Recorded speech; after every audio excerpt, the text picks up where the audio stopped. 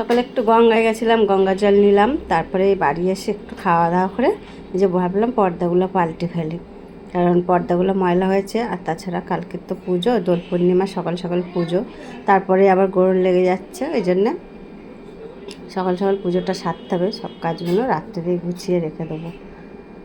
আর পর্দাগুলো লাগিয়ে নিই, তারপর সোয়েটার, জ্যাকেট, চাদর এগুলোও কেচে রেখেছি। এগুলো মানে তোলা হচ্ছে না আলমারিতে। আর ঘরে আছে মানে চারিদিকে চেয়ার ব্লক হয়ে পড়ে আছে, ঘর দুয়ার জামা কাপড়ে ছড়াছড়ি, গরমও পড়ে গেছে। তা ভাবলাম ওগুলো গুছিয়ে গাছিয়ে নিই, পর্দাগুলো লাগিয়ে ফেললাম। আর পর্দার ওই বালাগুলো আছে না, ওইগুলো আমরা খুলে দিয়েছি, ওগুলো আর লাগাই না, কারণ কাঁচা হলে ঘটং ঘটং করে আওয়াজ হয়, তাই বলে ওগুলো আর লাগাইনি।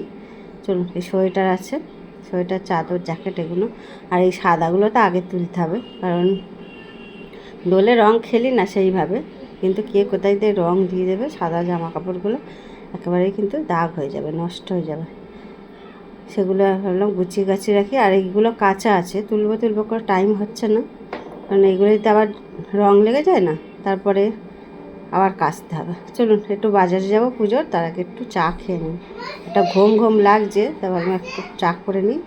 চাটা খেতাম না, কিন্তু একটা চায়ে একটা এনার্জি আছে, খেয়ে চলুন বাজার করতে চলে এসেছি।